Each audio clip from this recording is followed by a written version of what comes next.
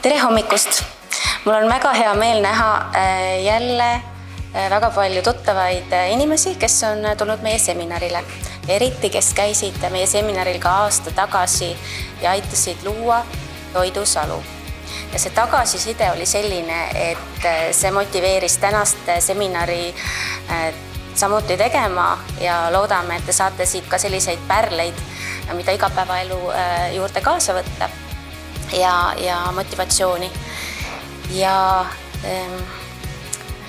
ma mõtlesin paari sõnaga märkida ka selle, et kui me siin Rohelise valla ideega alustasime ja see idee sai välja käidud, siis tegelikult hetkel on meil siis valdkonnad nagu elurikkus, ettevõtlus, energeetika, jäätmemajandus ja transport, kus me siis selliseid jätkusuutlikke tegevusi tahame vallas teha ja rohevalla poole liikuda, siis tegelik ajend minu jaoks Rohelise valla idee juures oli seesama elurikkus, et meie vald on niivõrd rikkalik looduse poolest, et seda võimendada ja hoida ja säästa.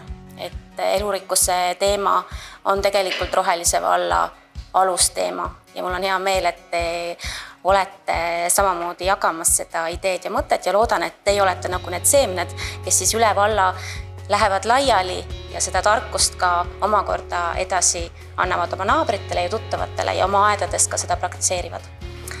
Et soovin hästi põnevat seminari ja mõnusat koostegemist ja Marianile suur tänu, et ta jälle sellel aastal tuli. Ma loodan, et me saame ka seda koostööd jätkata ja siin kogukondlikult väga põnevaid selliseid permakultuuri väljakutseid ellu viia ja rakendada. Et ilusat päeva teile! Aitäh! Tere minu poolt, mina olen Marian Nummert. Olen rõõmuga vaatamas juba tuttavaid nägusid. Pärast eelmist seminari olen mõndas inimesi veel kohanud siin ja seal, et nagu juba selline tuttav, tore koht, kuhu tulla. Ja täna südameasjaks on mul muld ja selle kaudu on minu meelest võimalik kõigest rääkida või kõigega seda seostada, siis võtame selle ette, et te saate sellest, see puutub nii aeda, see puutub metsa, puutub elurikkusesse ja meie elu kestvusesse siin planeedil võib-olla kõige rohkem. Ja siis nii-öelda meil on see tund aega sellist teooriaosa täna ja siis, kus me selle mulla teemasse natuke süveneme ja sellest natukene ka seda toidusalu teemat puudutan, et mis me seal tegime ja mis sellega nagu edasi teha või mida vaadata. Siis selles praktika osas lähemegi, vaatame, mis me eelmine aasta tehtud sai, kuidas see nüüd praegu välja näeb, kui seal on probleeme, kuidas nendega tegeleda. Ja siis võtame ette need suured paekivitükid ja vaatame, kas me saame nendest teha ürdispiraali. Et see oli see mõte, et midagi võiks teha saada ja siis kuna siin kõik need asjad on paest tehtud, siis tuli selline tunne, et kui midagi teha, siis võiks ju sellest paekivist teha. Nüüd täna ma nägin, et need tükid on mõned päris suured, et peame oma jõu kokku võtma, nagu kunagi need eestlased on ehitanud selle kloostri, et asi see ürdispiraal siis ära teha. Ja siis mul on kaasas ka pronkstööriistad, et ma saan näidata neid, millised need on, keda huvitab. Ja see selline põhiline mõte, mida kaasa võtta algatuseks kohe ära, et kui me inimestena mõtleme, mida teha, mismoodi suhestuda, siis kui me hakkame aru saama, kuidas see loodus toimetab, siis hästi tänuväärne on midagigi teha looduse moodi, sest et siis kohe siis sa ei uju enam vastuvoolu selle jõega, vaid lähed kooskõlla ja siis kõik muutub palju lihtsamaks. Lihtsalt alguses võib-olla on keeruline tabada, et mis see samm on. Ja ma tegin sellise taotluse ka tänase loengu või kohtumise osas, et see, mida me täna loome ja üldse, mida te pärast oma kodudes loote või ükskõik, mis need aiad, see kõik, mis inimesed teevad, mingis mõttes on natuke nagu aed, et me looks seda sellise elurikkuse oaasidena ja selles mõttes nii, kuidas mulla peal on, et see, mida me väljast näeme, tegelikult see peegeldab seda, mis mulla all on ja vastupidi, et see, mis see mulla all on, mõjutab seda, mida me saame siia peale rajada ja millise pingutusega. Ja selline natuke seletus selle kohta, et mis see looduse loomulik suund siis on, üldiselt. Mitmekesisus ongi looduse loomulik suund. Kõikide nende miljardite jooksul on see mitmekesisus siia tekkinud. Kas seal on siis mingisuguste jõudude käed mängus olnud või mitte, seda on võib-olla raske tabada, aga igal juhul see kõik on siin kasvanud ja arenenud ja see on hästi võimas ja kui meie inimestena oleme ka nagu sellised kärbsed, kes vahest või siis suured kärbsed või mingid mutid või ma ei tea, kes seda siin vahest segi pööravad. Aga tegelikult on nagu suures pildis alati mingid häiringuid olnud ja mingis mõttes tulebki lihtsalt ära õppida, et mida siis teha, et mis on looduse toimetulekumehhanismid, kui mingisugused häiringud toimuvad ja võib-olla sellest on võimalik õppida ka seda, et mida teha inimesena siis, kui me ise oleme selle mingisuguseid jamasid põhjustanud. Ja see elurikkus ja mitmekesisus on peaaegu nagu üks ja sama, et ja loodus täidab kõik nišid ära ja loodus ei jäta kuskile mingit tühja kohta, et paned sa oma kasvuhoone püsti ja sa näed, et 2 päeva pärast on seal ämblik mingisuguse putuka kinni püüdnud või sa jätad mingi asja kuskile vedelema ja kohe seal keegi juba tuleb sinna mingi väike samblik peale, kas või autole, et igale poole loodus tuleb ja kui inimene jätab kuskile mingi musta mulla, siis tuleb see umbrohi sinna ja siis me mõtiskleme, et mis nüüd teha, aga see on see looduse suund. Ja minu meelest, kui loodusel lasta ise toimetada, siis alati loob ilu. Et kui me mõtleme kõige ilusamate paikade peale maailmas, siis tõenäoliselt need on mingid looduse paigad. Ja siis kummalisel kombel on inimene nagu see, kes siis nagu justkui püüab enda jaoks uuesti defineerida, mis see ilu on ja vahest loob selliseid asju, mis nagu looduse mõttes ei ole nii ilusad, umbes nagu niidetud muruplatsid. Aga jällegi inimese arengu tulemusena ühel hetkel on see etapp meie tsivilisatsioonis, kus me umbes arvame, et kütuse põletamine, et muru hästi lühikeseks lõigata, et see on midagi, mille poole püüelda. Võib-olla nüüd see hakkab üle minema ja see oli mingi samm, mida meil oli vaja selleks, et mõista midagi. Ja küllus on minu meelest ka, see käib selle sama mitmekesisusega kaasas, et alati on midagi nagu rohkem, midagi jääb üle. Ja see ongi see, mille pinnalt on võimalik loodust taastada ja ka inimestel siin üldse elada, et midagi jääb kuskilt üle, et ma ei tea, palju neid miljoneid aastat tagasi oli, kui need olid need Sõnajala metsad, mis praegult on meie põlevkivi, et midagi on üle jäänud, midagi on varutud, mida me saame praegult kasutada ja hästi rõõmsad olla, et meie tsivilisatsioon on kõikide nende naftade ja asjade tõttu siia üldse jõudnud. Ja looduses on selline asi nagu iseregulatsioon. Et see on võib-olla natuke nagu see looduslik valik, et kui midagi, et edasi ei läheks mingi halb asi, ja see on see, mille üle mõningad, kes mõtisklevad, mis sellest keskkonnast ja asjast siin saab, et mõtlevad, et äkki see halb asi on inimene, kes võiksid ära kaduda, et see on see iseregulatsioon, et me kaome ära ja siis loodus jätkab. Aga mina nagu permakultuuri vaatenurgast ei tahaks mõelda nii, et inimene on ainult see halb tegur, et kelle võiks ära koristada ja siis oleks kõik hästi. Et mina arvan, et see on lihtsalt väljakutse inimesele, kuidas olla see hea tegur, mitte hävitav tegur. Lihtsalt see on nii kompleksne, et tasub alustada sellest ühest väiksest heast asjast ja oma tuju üleval hoida ja siis see siht ongi võib-olla see, mis loeb. Ja looduses kogu aeg midagi muutub ja kogu aeg on võimalus kohaneda, et see on see, mida õppida loodusest, et mina olen oma aias umbes 10 aastat toimetanud ja nüüd on mul niisugune tunne, et ma hakkan aru saama, et mis see loogika on ja mis seal käib, et esimesel aastal on hästi lihtne, kuidas see permakultuuri peenar käib, teen kähku ära ja siis vaatan, et et siin on nii suured jõud mängus, et teevad vahest ühte ja vahest teist ja minu taotlused alati ei kanna vilja, sõna otseses mõttes vahest, et siis tuleb ise ka muutuda, tuleb ise ka kohaneda ja praegult meie inimkonnana samamoodi peame olema nagu loodus, et kohanemisvõimeline ja muutumisvõimeline. Ja see, mida inimene siis teinud on, näiteks eesti keeles selle jaoks ei ole head sõna, kuidas meil on ainult muld, aga muld on ainult see soil.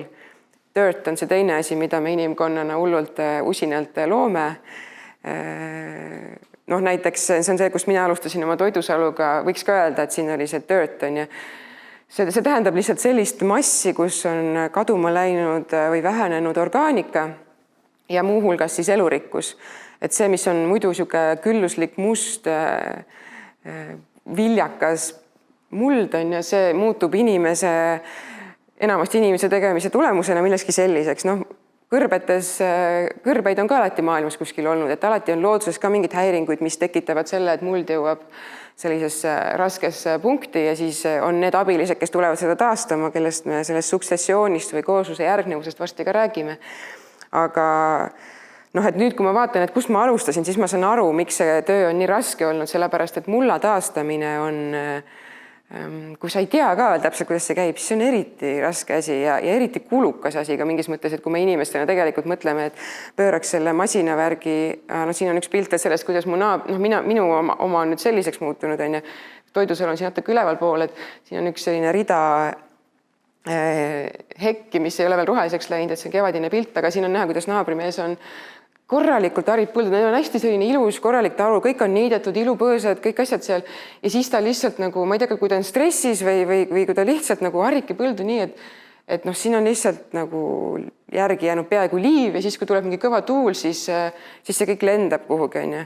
Ja see ei ole mingi haruldane vaatepilt tegelikult, kui sa maal elad, et kui sa linnas elad, siis sa võib-olla ei näe seda, ei oska sellele tähelepanu pöörata, aga niimoodi need asjad, see on erosioon ja see on tuule erosioon ja see tähendab, et see orgaanika läheb minema, siia peale jääb niisugune liivakiht ja siin midagi kasvatada on ainult võimalik väetiste ja keemiliste preparaatide abil sellises olukorras, on ju. Et kui sa tahad seal teistmoodi kasvatada, siis sa pead hakkama sinna seda orgaanikat tagasi tooma, seda elu tagasi tooma ja see ei ole nii lihtne. Aga hästi lihtne on künda ja kultiveerida ja siis see on meie see toit, on ju. Ja noh, siin on Euroopa Liidus selline kaart, kuidas see muld siis läheb, et meie piirkonnas on 0 kuni 0,5 tonni hektari kohta aastas. Aga see tonn on, isegi pool tonni hektari kohta on minu arvates palju. Ja kindlasti meil seda juhtub, et sellepärast, et ma nägin, et mu naabrimehe põllul see juhtus, on ju. Igal pool see juhtub vaikselt, aga noh, kui mõelda, et meil on isegi täiega hästi võrreldes mingite teiste piirkondadega ja sinna kõrvale veel ei tasu seda maailmakaarti vaadatagi, et need Aafrika näiteks on palju hullem veel. Ja see, mis kui me ütleme, et muld kaob, siis tegelikult kaobki see mulla orgaanika ja mulla elustik selle tulemusena. Ja siis mõned arvutavad, et umbes 50 koristust on jäänud sellise viljaka mullaga ja siis on kõik siukene nagu see naabrimehe põld ja meil ei olegi nagu muud enam teha, kui keemiafirmade peale loota. Aga kui me saame aru, mis seal mullas käib või kuidas see looduse loogika on, siis tegelikult on võimalik teha päris tõhusaid samme ja peatada see kadumine, on ju. Et see 50 aastat ikka on veel natuke aega, on ju. Ja küllap siis, kui me aru saame, et see asi on päriselt hull, on ju, kui saba põleb, siis hakkame jooksma, on ju. Ja siis ma annan teile seda eelinfot, et kuidas siis joosta või mida siis teha, eks ju. Mina ise õpin praegult mulla toidu Soil Food Web School ongi selline mulla toiduvõrgustiku kool, kus seesama Elaine Ingham on doktorikraadiga teadlane Ameerikast, kes on oma elu sattunud pühendama siis seda mulla elustiku uurimisele ja tema teadmised on minu jaoks küll nagu väga palju elu rikastanud ja ka seda vaatenurka mullale üldse, et ülikoolis mulle seda ei räägitud ja minu meelest, kui ma praegult loen mingisuguse kirjutisi, mis on seotud mullaga või ka õpikuid või asju, siis mul on tunne, et seda teadmist ei ole veel olnud nagu nendel hetkedel, kui neid asju on kirjutatud, mis praegult on. Ja ei ole ka seda teadmist, kuna ei ole ka neid seadusi, mis kaitseksid seda mulla elustikku veel olemas. Aga see asi on ikka olemas, see asi on toimunud miljardeid aastaid, see, kuidas loodus on loonud muldasid ja kokkuvõttes tervet maismaa elustikust, et kõik põhineb sellel mulla elustikul. Et meil on siin vahepealsel pinnal mingisugune 20 centimeetrit või 30 centimeetrit mulda, ja kõik see, mis siin on, kasvab selle abil. Kõik see hapnik, mida need taimed tekitavad, need puud, ongi selle mulla abil. Sest et kui seda mulla elustikku ei oleks, siis meil oleks lihtsalt see baas. Ja see asi toimub mulla ja taimede koostöös. Ja see loogika on umbes selline, et taimed saavad siit nii-öelda kosmosest saavad päikesteks ja päikesevalgust, siis nad saavad vett ja nad saavad süsihappegaasi. See on see, mida meie inimestena välja hingame ja muudes protsessides kõik elusorganismid ülejäänud hingavad välja süsihappegaasi. Ja siis taimed on need, kes saavad juba need asjad kätte ja siis neil on midagi veel vaja. Neil on vaja mineraalaineid, mis nii-öelda meie üldise loogika järgi tulenevad siis mullast, on ju. Nende hulka kuuluvad ka lämmastik, fosfor ja kaalium, mis on see NPK, selline põhiline väetiste koostisaine. Aga tegelikult on seal muidugi enam-vähem kogu Mendelejevi tabel, see, mida taimed mingistes kogutes vajavad. Ja kuidas see looduse süsteem siis välja mõeldud on, et kuidas see toimimine käib, on nii, et taimed toodavad suhkruid, nendest 3 lihtsast asjast päikene, vesi ja süsihappegaas teevad suhkruid, teevad natukene keerulisemaid suhkruid, mida võiks taandada umbes et a la jahu ja siis natukene ka selliseid valgulisi komponente, no näiteks muna on. Ja kui me lihtsustame, mis me nendest kokku saaks, kui meil oleks suhkur, jahu ja muna? Mingi kook on ju. ja nii ongi, et taimed nagu toodavad juureeritisi, mida võiks öelda, et need on erinevad koogid, küpsised, piparkoogid, tordid, kõik sellised asjad siia oma juurte juurde pakuvad neid välja ja selle peale kohale tulevad seened ja bakterid. Kui muld on alguses omadega, siis bakterid, metsamuldudes juba rohkem seened. Ja siis nemad saavad, meile pakuti süüa, koguneme kõik siia, elame siin on hea koht on ju. Ja nemad on teisest otsast jällegi need, kes suudavad sellest aluskivimist, mis meil on, liivad, savid, paekivi on ju, suudavad kätte saada mineraalaineid enda kehadesse koguda. Nad on nagu sellised nagu mineraalainete pommid mingis mõttes. Ja siis nemad siis pidutsevad seal, koguvad endasse neid mineraalaineid. Ja siis muidugi looduses juhtub see, et keegi tahab neid ära süüa. See ei ole nii, et nemad lihtsalt lõpmatuseni kasvavad ja siis kohe keegi järgmine on avastanud, et saaks süüa. Ja need ongi need protistid, näiteks kes me koolis õppisime, amööbid näiteks, silmviburlased, siis sellised nematoodid, sellised usside sarnased tüübid ja sellised mikroartropoodid, sellel ei olegi eestikeelselt mingit eriti head sõnad, sellised väikesed olendid on ju. Lülialgsed ja artropoodid ikka. Selles õpikus oli ka mikroartropoodid on ju, mõtlesin mida, aga jah, lülialgsed. No need on veel väiksed ja suuremad on ju.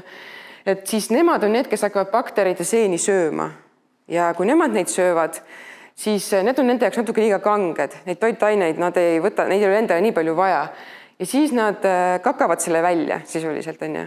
Ja see, mis nemad siis välja lasevad, on see, mida taimed tahavad. Seal on need mikroelemendid, kõik need mineraalained, mida neil vaja on ja see tegelikult mitte ei toimu kuskil siin niimoodi kaugel pildi peal eemal, vaid see toimub nende samade juurte hästi lähedal ja seal võib minna sekundeid, kui taim ütleb, et nii, mul oleks vaja, ma ei tea, kaaliumi või fosforit, et hakata õit moodustama, et ta pakub välja sellised suhkrud, kohe on seal kohal need bakterid ja seened ja kohe on seal kohal keegi, kes need ära sööb ja need vabanevad seal hästi lühikese aja jooksul. Ja nüüd on nagu inimese põllumajanduse teadmised jõudnud ka nii kaugele, et neid mikroelemente on ka vaja, paneme midagi juurde. Ja tal on õie moodustamiseks vaja mingeid eriaineid, tal on vaja vilja moodustamiseks, tal on vaja selle üle otsustamiseks, mitu pead ta kasvatab, näiteks teravili, on vaja mingeid aineid.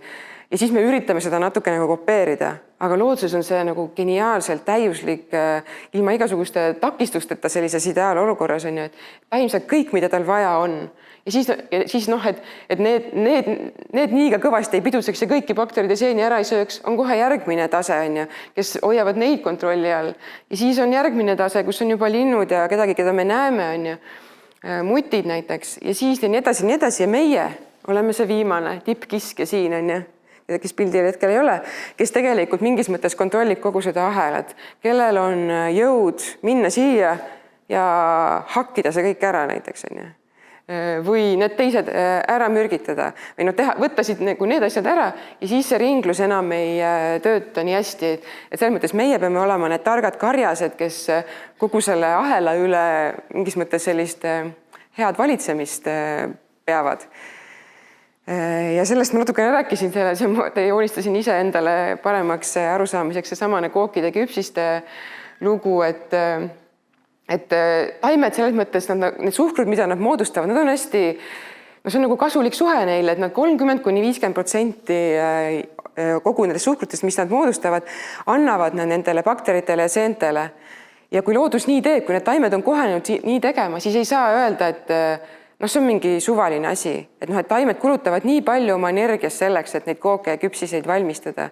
Et kaua aega inimesed ka mullateaduse maailmas mõtlesid, noh, need bakterid ja seened, no on seal, on ju, no lihtsalt nad on seal, et noh, on neid või ei ole neid, vahet pole. Aga kui lihtsalt mõelda, et kui taimed kuni pool oma sellisest pingutusest annavad ära, siis järelikult see on oluline, see on nendele endale oluline, et see ei ole selline niisama asi. Jah, iga rohulilbe teeb, kus juures nad ei tee seda ainult oma juurte juures, vaid nad teevad seda ka oma lehtede peal ja oma lehtedele samamoodi ja ka siis ohkastele, mis on üks kuusepuu, et nad kutsuvad sinna ligi neid baktereid ja seeni, kes kataksid neid, ka maapealsed osad kõik ära ja tegelikult kahjurid ei näe taime osa, kui taim on nende poolt kaitstud, vaid nad näevad seente ja bakterite võrgustikku seal pinna peal. Ja selle tõttu ei saa kahjurid selliseid terveid taimi, kellel on kogu see kompanjon seljas, ei saa neid eriti süüagi. Ja mida parem see toiduvõrgustiku toimimine seal on, seda võimsam see kaitse seal peal on ja öeldakse, et isegi põrnikas tuleb selle taime juurde ja vaatab, et seda ma küll hammustada ei taha või et ma tean, et ma saan pärast kõhuvalu, on ju. Et noh, lisaks taim veel toodab selliseid ühendeid, mis võivad teha ta selliseks üsna söödamatuks kahjuritele. Ja see ongi siis sellisel juhul, see on see looduse viis, kuidas see asi võiks käia. Ja see kakaring sisuliselt, noh, ma juba rääkisin sellest natuke ära, on see samamoodi, et see üks variant, kuidas toitu saada, ongi, et elusad taimed, kes kogu aeg annavad suhkruid ja pidevalt oma kasvuhooaja vältel, aga tegelikult ka surnud orgaaniline materjal on see, mida nemad söövad, mida bakterid ja seened lagundavad, need on ka need lagundajad, kõik lehed, mis maha kukuvad, kõik taimeosad, mis jäävad maa peale, muutub osaks selleks kakaringiks, et seal vabaneb seda lämmastikku, vabaneb kõiki teisi mineraale, see ongi nagu lämmastiku näitel siin see joonistus, et need mikrokiskjad söövad ära, midagi jääb üle, siis tulevad järgmised, nemad jälle kõike ei vaja, midagi jääb jälle üle ja noh, kokkuvõttes ka meie kaka on see, mis jääb üle, kus on sees toitaineid, mis võiks tegelikult teoorias samamoodi mulda tagasi jõuda. Ja noh, kui see talukoht, kus mina seal Kesk-Eestis toimetan, sinna jõudsime ja vaatasime, et aga kus see vett siin on? No siin ei olnudki vetsu, seal oli lihtsalt laut, eks ju, ja käidi seal loomade juures ja siis viidi kogu see asi seal põhuga ja heinaga läbi segatult, jõudis jälle kuskile sinna maa peale tagasi ja tegelikult see ringlus oli nagu olemas. Aga praegult katsu sa omale teha maja, millel ei ole süsteemi, kus su kaka läheb joogivette ja siis pärast viiakse suure autoga kuskile ära ja siis on ehitatud selline see on muutunud mingiks reostuseks sisuliselt, mida on siis vaja tegeleda sellega nii targalt, et see meid ei reostaks ära, kuigi tegelikult ta on ette nähtud nagu mingis mõttes olema selles samas ringluses. Ja noh, see on see, mida me inimesega nagu oma mõttega me saaks nagu muuta, Jälle üks hea koht, kui me arvutaks välja, kui palju kakat inimestest üle jääb, milline väetis, et see võiks tegelikult olla olemas ja noh, kui teemaks on see, et aga seal on mingid ohtlikud ained sees, et kõik need antibiootikumid ja kõik need antibeebipillid ja mis asjad kõik me teeme, aga kuhu me nad siis paneme? Ega me neid ju kosmosesse ei saada ju. Ega see, kus nad lähevad, seal on see samamoodi reostus, eks ju. See ei ole mingi turvaline koht, kus kõik ära kaob. Et tegelikult kõige nagu parem koht, mille abil ennast päästa, ongi see mulla elustik, et kogu aeg me avastame, kuule, tegelikult on üks bakter, kes sööb need plastijuppe ka natukene. Siis me avastame, et tegelikult kõik see keemiatööstus põhineb sellele, et kui ma mingi mürgi põllu peale viskan, siis ma nagu eeldan, et see neutraliseerub, et loodus saab sellega hakkama. Aga kes need on? Need on need samad, kogu see mulla elustiku pande, kes sellega hakkama peab saama.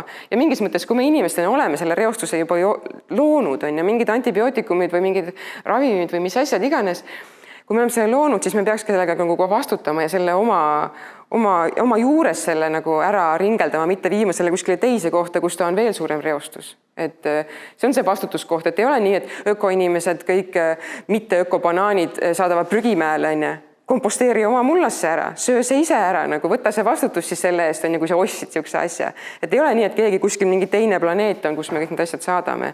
Et me peame nagu mingis mõttes sellest takistusest ka üle saama, et elame sellist ideaalset täiuslikku elu siin linnas, käime ökopoes ja siis mõtleme, et me oleme hullult ökod, eks ju. Et tuleb sellele tõele nagu otsa vaadata mingis mõttes ja see, kui su kõrval on see keemiapõld, et mõned ütlevad, et ma ei osta maakohta, kus mul on see pritsimine seal kõrval, eks ju. Aga see on samamoodi selline põgenemine, et aga sa ise ostad ju poest ka seda mingit asja, on ju. Ja sa ise ostad poest mingit ravimit ja pissid selle välja, eks ju, ja nii edasi, et me ei ole nagu keegi täiuslik ja siis ei tasu nagu ka mingis mõttes nagu mängida sellist poolenisti täiuslikku või mingi koha pealt hullult nõuda, teise koha pealt jällegi täiega järgi anda, et siis mingis mõttes nagu olla ka leplikum kõigi nende teiste suhtes, kes tõenäoliselt annavad ka endast parima. Et mina räägin lihtsalt selle koha pealt ka, et minu isa on põllumees, on ju, ja ma olen aastaid, seda ma kõike pole isegi teadnud varem nii hästi, on ju, aga ma olen ikkagi tundnud, et see pole justkui nagu õige asi, mida ta teeb. Aga ma olen ka aastate jooksul aru saanud, et tema ei ole see, keda süüdistada nagu mingis mõttes. Ja tema ei ole nagu paha inimene. Ja üldse kõik need inimesed, kes maal elavad, ei ole nagu pahad inimesed selle tõttu, et nende ümber on need põllud, on ju. Ja siis ainult linnas elavad need õiged, kes söövad ökotoitu, mis on kuskil, ma ei tea, Marokost toodetud, on ju. Et ma ei saa nagu oma viha pöörata nagu nende inimeste vastu, kes seda teevad, sest praegu meie süsteem on selline. Me ei ole valmis isegi nagu rohkem maksma oma toidu eest, on ju. No mida me siis tahame? Kuidas see põllumees nagu teeb? Põllumees peab muutuma teadlaseks, kes uurib välja, kuidas see kõik käib, katsetab oma kulu ja kirjadega ja siis teeb seda sama odavalt nagu praegult see kõige tavalisem toit on ja mis on tehtud kõige suuremalt säästes on ja sest et ainult siis inimesed justkui ostavad seda. Et me peame selle teisipidi ma ei taha öelda, et kõik inimesed on selles süüdi ja see igaüks, et tegelikult see süsteem on juba selline korrumpeerunud mingis mõttes ja seal peaksid olema muudatused, et ei ole loogiline, et ma ei tea, 80% kogu planeedi varandusest kuulub mingisugusele 1% või vähemale veel, on ju. Et ilmselt sealt see asi aga kuskil pihta, aga ikkagi me saame enda ümber vaadata, kuidas me oma aias teeme, on ju. Ja kui keegi tuleb ja müüb sellist toitu, mis on tehtud nii, et selle mul elustik on ellu jäänud, on ju, et siis ära mõtle, et see on liiga kallis. Et siis otsusta, et see on minu investeering tulevikku. See on minu panus, on ju, et selline asi saaks üldse juhtuda. Ja see on selline mingis mõttes nagu põhiasi, see tuleb ökoloogiast, on ja see on eesti keeles suktsessioon on selline otsetõlge, aga ta on koosluse järgnevus, on ka see sõna olemas.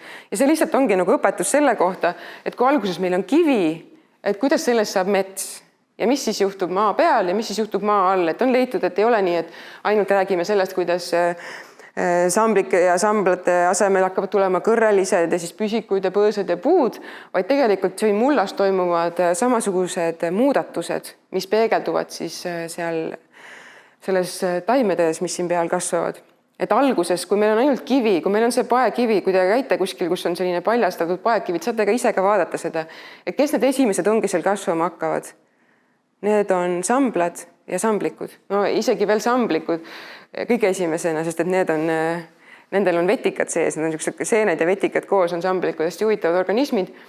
Ja siis sisuliselt mulda peaaegu pole ja mulla elustiku peaaegu pole, esimesed bakterid kolivad sinna sisse. Ja siis seeni alguses ka üldse ei ole, on ju. Ja siis vaikselt, kui hakkavad tulema umbrohud, nii-öelda, kuskil siin on umbrohud, kes tulevad ja siis nemad aitavad sisse tuua natukene ka seeni. Ja siis lõpuks, kui me jõuame siia sellisesse ürgmetsa, siis meil on 10 korda rohkem seeni kui baktereid biomassi kohta.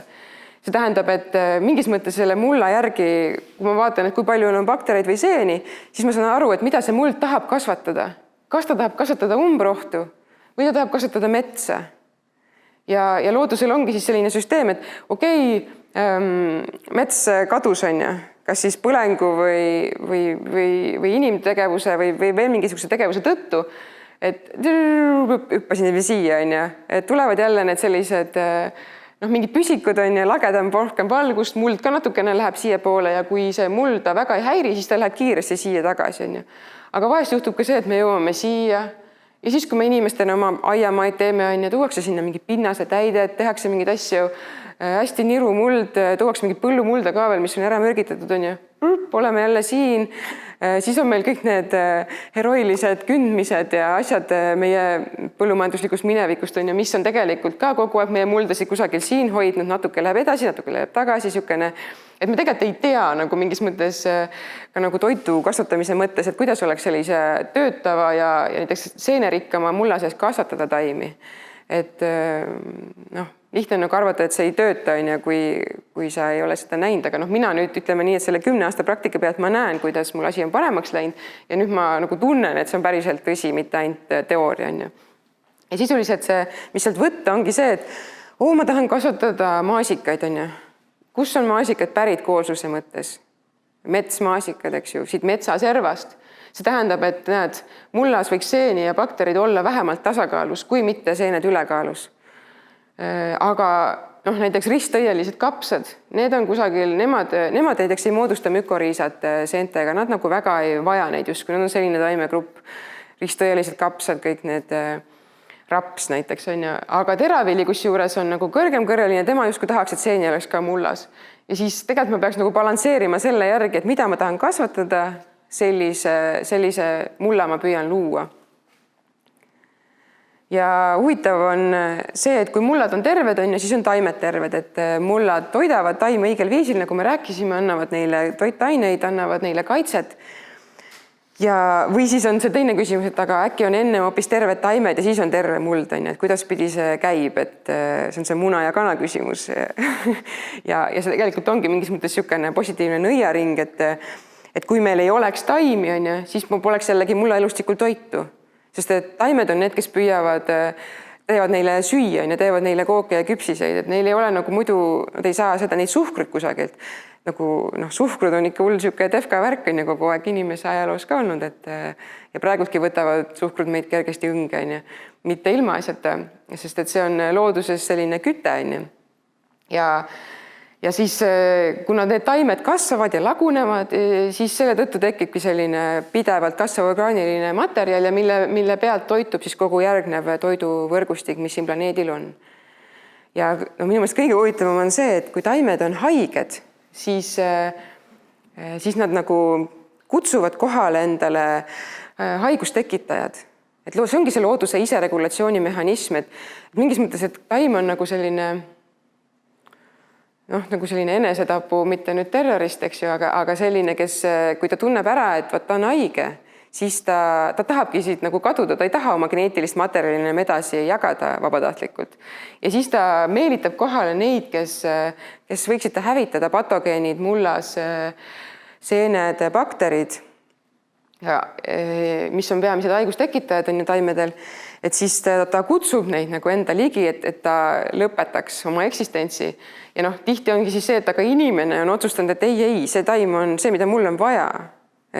Mina tahan teda kasvatada ja siis need patogeenid tulid siia kohale ja ma pean nüüd haigustekitajad, eks ju, ma pean nüüd midagi tegema ja siis ma tulen oma pritsiga või ma tulen mingisuguse muu asjaga ja üritan seda taime siis päästa, kuigi see taim on nagu tahtnud surra. See küsimus on muidugi taandatav ka inimese maailma, mis on hästi keeruline küsimus, et kas keegi võib tahta surra või mitte, eks ju. Või on loodud surema või mitte, aga ühesõnaga see on see, mida me teeme ka taimedega. Me päästame koomas taimi nagu vahest ja siis põhjustame endale sellega uusi probleeme. Ja samas need terved taimed toodavad siis selliseid keerulisemaid süsivesikuid, mis toetab omakorda siis sellist mulla kogukonda, kes taime omakorda kaitseb. Et see on hästi selline huvitav mehhanism. Ja muidugi on ka see, et inimestele me vahest teeme midagi, mis soosib neid kahjureid. Näiteks tihes tekib. Tihes on see kokku litsutud muld, kus ei ole enam hapnikku ja kus taime juured ei särdi läbi minna. Ja siis kui hapnikku pole, siis tekib selline hapniku vaene tsoon ja seal on eelisolukorras haigustekitajad erinevad. Et see on huvitav, et nende selline toimemehhanism, et nemad ongi kohastunud sellistesse hapniku vaestesse tingimustes, seal toime tulema, seal oma eluprotsesse läbi viima ja seal siis need nii-öelda kasulikud ei ruuli. See on umbes nagu Mordoris on haldjatel raske ja siis nendel orkidel on päikse käes ilusates saludes raske. Et see on nagu selline kohastumine. Ja siis on mõned, kes on niisugused vahepealsed, kes siis suudavad olla ühes kui teises, sellised üleminekuorganismid, ja see läheb seal edasi komposti, et kui ma teen komposti, kus ei ole hapnikku sees, mis on liiga kokku liitsutud, liiga palju vett või midagi, siis ma võin ka toetada hoopis neid haigustekitajaid ja omale sellega mingis mõttes nagu karuteene teha. Ja lihtsalt nagu viiteks, kes tahab edasi uurida, et John Kempf on selline, kes nagu räägib sellest, kuidas seda taimi siis nagu terveks ehitada, et kui me oleme olukorras, kus mullad on juba halvas seisus, et siis on võimalik ka niimoodi, et ma toidan taimi hästi targalt, annan talle neid mineraalaineid sellisel viisil, mis ei kahjusta mulla elustikku, aga mis toetab taime ja kui taim hästi fotosünteesib, siis ta omakorda hakkab mulda taastama, ta toidab jälle mulla elustikku ja siis on see mõniratas võimalik sealtkaudu hästi käima panna. Et temal on, kas või seal Spotify's on podcast, kus ta räägib sellest taastavast põllumajandusest ja tal on oma ettevõtted, on küll Ameerikas, aga väga selline väärt info. Ja see ongi see nõiaring, mis ma rääkisin, et ma ise püüdsin mõtestada, et kuidas keegi seda käsitleb, on ju, et kui mul on terved taime, mis loodavad tervet mulda või on terve muld, mis teeb terveid taimi, on ju, siis see John Kempf vaatab seda, et aga teeks taimed terveks ja siis meil on terve muld ja siis meil ei ole vaja enam ühel hetkel midagi lisada, kuna see läheb nagu käima see ratas. Või siis see Elaine Ingham, kelle koolis mina praegu olen, siis tema nagu pigem keskendub, et kuidas see muld terveks saada ja siis läheb see mootor nagu sellest kohast käima, et aga mingis mõttes vahet pole. Peaasi on lihtsalt inimesel sealt natukene siis nagu negatiivsete tegevustega eemale astuda ja positiivseid asju tagant lükata, et see ratas nagu õiget pidi tööle lükata. Ja korra mainisin mükoriisat, et see ongi siis see, kuidas seened ja taimejuured omavahel koostööd teevad ja see on väga oluline, sest et peaaegu 80–90% maailma taimedest moodustavad mükoriisad seentega ja tihti me selle peale üldse ei mõtle, et et taimed tahavad seda saada ja kust nad need seened saavad, ma pean neid mullas nagu laskma olla. Ja hästi vanad organismid ja miks nad nagu olulised on süsiniku mõttes, et see keeruline sõna, see glomaliin on ju, et see on see, mis aitab üldse moodustada või mis ta moodustabki mulla süsiniku sisaldusest hästi suure osa, et see on see, mis selle mükoriisa abil tekitatakse, see aine on ja süsinik sisuliselt mingis mõttes süsiniku sisaldusega hästi kõrge. Ja kui nagu me maailmas vaatame, et kui palju muldades on üldse seda süsinikku, et kui see on siin see 1,58 × 10 astmel 12 on ju, siis pool või natuke rohkem sellest tekib nende mükoriisa seente abil. Et see ei ole kusjuures need taimed, see taimestik on ka hästi suur osa, aga peaaegu sama palju on seal mulla all nendes seentes. Ja maailma kõige suurem organism ongi üks seen, mis on, täpselt ei mäleta, aga umbes mingi 100 jalgpalli väljaku suurune seen maa all kuskil Oregoni osariigis Ameerika läänerannikul. Et võib-olla mõni veel, keda keegi pole kunagi avastanud, kes kuidas sa seda uurid nii hästi, et on lihtsalt nii suur. Aga need on sellised, mis hoiavad ja päästavad meid, et kui me räägime vihmametsadest, seal on süsinik ja kõik asi on ju. Aga tegelikult mulla all seentes on väga palju vähemalt sama palju on ju. Ja see ongi see looduse tarkus on ju, ta teeb mingeid asju, meie siin vaatame, teeme mingid oma järeldused on ju, aga me justkui nagu ei näe vahest pooltki. Ja mida siis inimene teha saab? Lihtsad asjad on ju, mõtle nii nagu loodus on ju, looduses tühja kohta ei ole, kogu aeg tuleb mulda kaitsta ja katta millegiga, kas siis elavate taimedega, pane midagi rohelist kasvama või siis surnud taimeosadega, see on see, millest permakultuur tihti räägib, pane põhku, pane mingit muud multsi on ju. See on sisuliselt peenras kompostimine ja selle surnud taimeosadega mulla elustiku toitmine. Ja miks see oluline veel ongi, et see kaitseb siin tuula ja erosiooni ees seda mulda, hoiab vett, hoiab temperatuuri stabiilsemana, ei kuumene üle, et kui kliimatingimused meil siin on sellised äärmustesse kalduvamad, siis multsimine või see orgaanika seal peal või elusad või surnud taimed, siis hoiavad seda temperatuuri. Seda on ka leitud, et kas või kui muru natukene kõrgem on või taimed, et siis temperatuur on madalam, et Aveliina Helm on oma teadustöödes seda neid termopilte teinud ja linnades just eriti, et kui on niisugune asfalt või hästi madalaks hinnetud muru, et selle temperatuuri vahe ei ole väga suur. Aga linnades on see täitsa teema, eriti mingites kuumemates piirkondades, aga taimed kohe madaldavad seda kõrgemad taimed. ja kusjuures need vihmapiisad, mis kukuvad maa peale, on päris hea matt sellele mullale, see tegelikult kompakteerib seda, pressib seda kokku, kui ikka kõvasti tuleb. Ja kliimamuutuste kontekstis ongi probleem see, et korraga tuleb rohkem ja siis mingil hetkel on kuiva, vaid selline vahelduvus on nagu suurem, et te nägite ka sel kevadel on ju, vaatad terve nädala ilmaennustus ainult vihm ja siis tuleb mingi nädal või 2, mis on ainult päike on ju, et see ei ole niisugune nagu vahelduv, et ma ei tea, kas see on tagantjärgi keegi ütleb, et kas see oligi kliimamuutus või mitte, aga igal juhul, et eriti sellistes olukordades on vaja, et ei ole ainult päev vihma, vaid mul on 10 päeva vihma ja ma pean seda mulda kaitsma, et ma sul minema ei läheks. Ja siis, kui te lihtsalt vaadata ongi, et vaatad oma mulla peale, vaatad, kui palju sellest on kaetud. Mida rohkem kaetud, seda parem. Ja sinu valik on, kas siis elusate või surnud taimedega sisuliselt seda katta. Ja talveks ka kindlasti katta ära, et see on üks põhiasi, siis talvel ka keegi seal alati elab, et isegi kui lumi peale tuleb, seal all saavad seened ja asjad toimetada. Siis häirida võimalikult vähe, et häiringud on need, mis viivad selle koosluse järgnevuse jälle sinna nagu alguse poole tagasi. Ja kuidas see juhtub, näiteks üks viis on see karjatamine, ülekarjatamine, niisugune bioloogiline häirimine loomade poolt on ju. Et ühes kohas hästi kaua hoitakse, kuni mulla taimestik hävib on ja siis muld paljastub ja see on see, mis on põhjustanud kõrbestumist. Aga samas karjatamine on see, mis võib hoopis muldasid taastada, kui sa teed seda õigel viisil, hoiad nii nagu loodus teeb, on ju, et suur mingi kariloomade kari on ju ja siis ütleme sellised rohusööjad, eks ju. Ja siis tuleb mingi kiskja ja lükkab selle karja sealt liikuma, ta ei saa seal liiga kaua passida, on ju. Et näiteks Aafrikas ta läheb jälle kuskile edasi ja sööb seal jälle natukene ära, kakab ja läheb jälle edasi, on ju. Ja see ei ole niimoodi, et üks kari, mingi 100-pealine kari on kogu aeg selle mingisuguse hektarite peal. Aga see on see, mida me inimestena teeme ja mida meil on vaja loodusest õppida, et mitte nii teha. Et Alan Savory on oma raske katsumusega selle teada saanud, et tema lasi Aafrikas tema käsu peale või soovituse peale hästi palju elevante ära tappa, sest et ta arvas, et nemad põhjustavad kõrbestumist, et talluvad ja trambivad. Hiljem sai aru, et nad tegelikult olid vajalikud ja võib-olla aitasid hoopis seda taastada, et me peame mõtlema rohkem enne, kui tegutseme. Et see on see, mida permakultuur soovitab ka, et 9 korda mõõda ja 1 kord lõika, see on juba kõigile vana ja asi, mida teada. Siis teine asi, see keemiline häiri, mida ma mainisin, mis toimub siis nende väetiste ja taimekaitsevahenditega. Võid mõelda, et väetised ei ole nii ohtlikud, aga tegelikult väetised on enamasti soolad.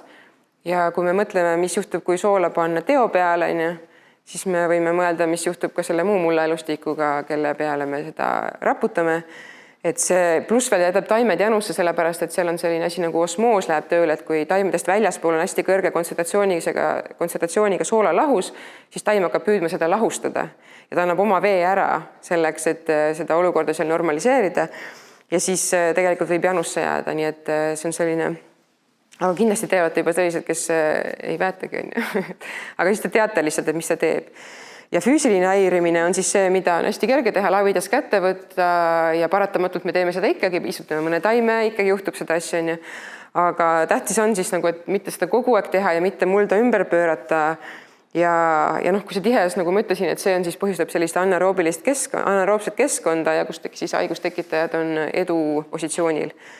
Ja lisaks süsiniku paiskub hästi palju õhku selle käigus, mulla orgaanika justkui nagu põleb.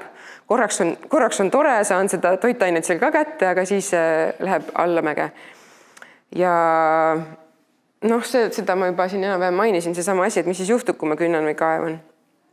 Ja seal me olemegi, et me oleme kündnud ja kaevanud päris kaua ja nüüd me hakkame siis seda taastama, milleks see permakultuur siin ongi, hakkame midagi tagasi panema, hakkame vedama orgaanikat kokku, kuidas teha midagi, et see on lihtsalt, me maksame lõivu selle eest, mis varem tehtud on ja pole midagi parata. Ja siis küsimus on muidugi, kuidas seda suurel skaalal teha, et ma ei saa suure põllu peale järjest vedada mingisugust põhku on ju. Ma pean ikkagi tegema seda nii, nagu loodus teeb, saama sellest tsüklist aru, sest et muidu see on sama hea kui nagu käsitsi tolmeldamine Hiinas on ju, et see on lihtsalt natukene hull.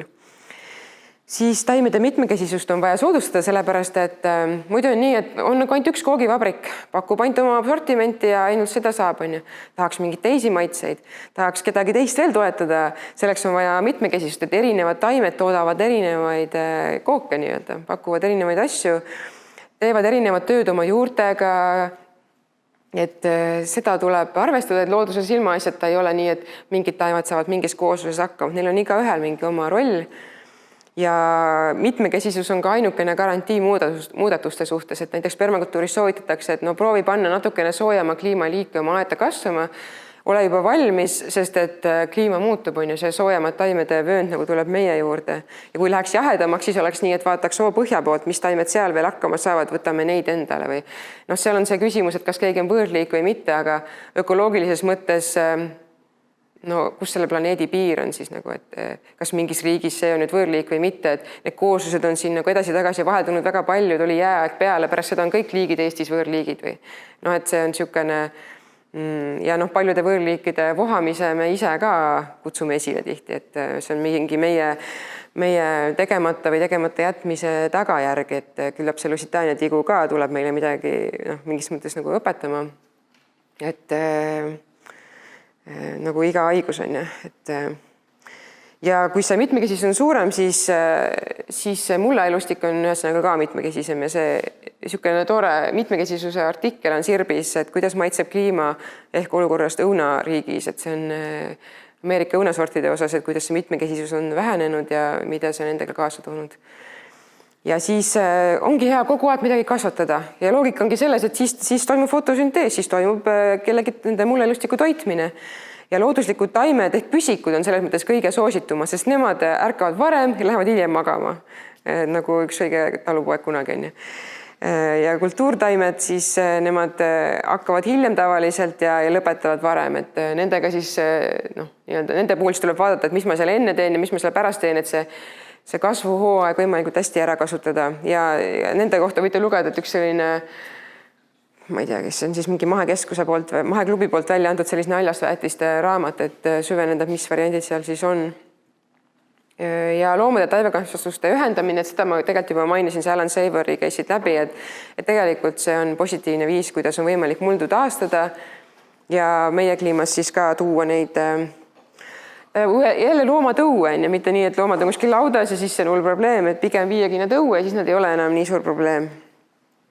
Ja kui korraks öelda, et miks need umbrood siis kasvavad, ma ei tea, kas te olete mõtisklenud selle üle, mis nad teevad.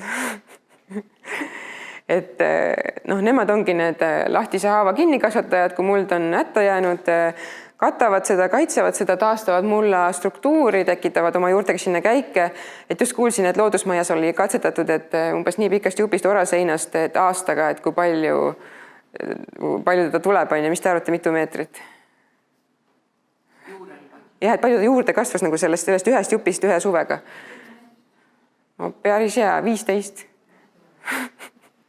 Et nad on kohastunud, nad on nagu täiuslikud pioneerid, võikski neid kutsutada pioneerliikideks, kes siis aitavad mullal liikuma hakata sinna metsa poole ja seda ma olen ka näinud, et kui ma alguses oma põllu peale sinna ei teinud midagi, siis sinna tuli ainult orasein.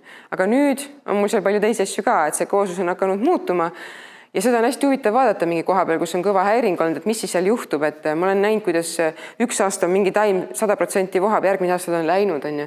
Noh, seal on mingid asjad, mis juhtuvad, orasein ei ole võib-olla selline, et sa pead nagu natukene seal rohkem vaeva nägema, aga panebki meid proovile ja see näitabki seda, et kui kerge nävitada, aga raske taastada. Kui teil peenus on naat, kas te siis panete sinna mõne püsiku selleks, et seda naati välja süüa või kuidas siis toime tuleb? Mul lihtsalt nii värske lugu no umbes nii. Vaarika põõsa all tõmbasin naati välja ja ma küsin lihtsalt uue küsimuse enda käest, et mis püsiku ma saan vaarika taime alla panna, et see naat seal ei möllaks? No jah, aga siis võib ka küsida, et aga äkki see naat on okei püsiks seal. Et kas nad tegelikult nagu toimivad koos või ei toimi. Sest noh, nendeks väga sellist mõtte muuta, ma nägin mingit Rootsi toidusalu taimede nimekirja. Ground elder ehk siis see naat on ja pinnakatte taim. No, täiuslikult katab pinna ära, hoiab seda seal kõike, hoiab niiskust, kiirelt kasvab on ja no kindlasti heade kavatsustega see naat ju Eestisse ka toodi oma õite pärast, eks ju. Külaliste jaoks pane silte. mulle meeldib naat. Kas seal seda lugu üks selline ikkagi mingisugune mõttemuster varasemast ja nüüd ma katsun siis täna järgmise 5 minuti jooksul selle üle kirjutada, et kui see vaarikas on see vaarikas ja vaarika alla on paksult naati täis, siis minu mingi vana matemaatika ütleb seda, et see naat võtab vaarika jõu ära. Et nüüd see uus matemaatika ütleb midagi muud siis, et ta kaitseb hoopiski seda niiskust, ta kaitseb seda, et erosiooni tekiks ja riime. No sisuliselt ja võib-olla, kui seal mingil hetkel see kindlasti naadi juured on hästi tugevad ja kindlasti ta võtab, on ju. Aga ütleme, metsas ka kasvavad kõik taimed ju kõrvuti, on ju, ja keegi ei võta kellegi jõudu ära. Et see ongi küsimus kontseptsioonist, kas seal mullas on nagu millestki puudu kogu aeg või ei ole.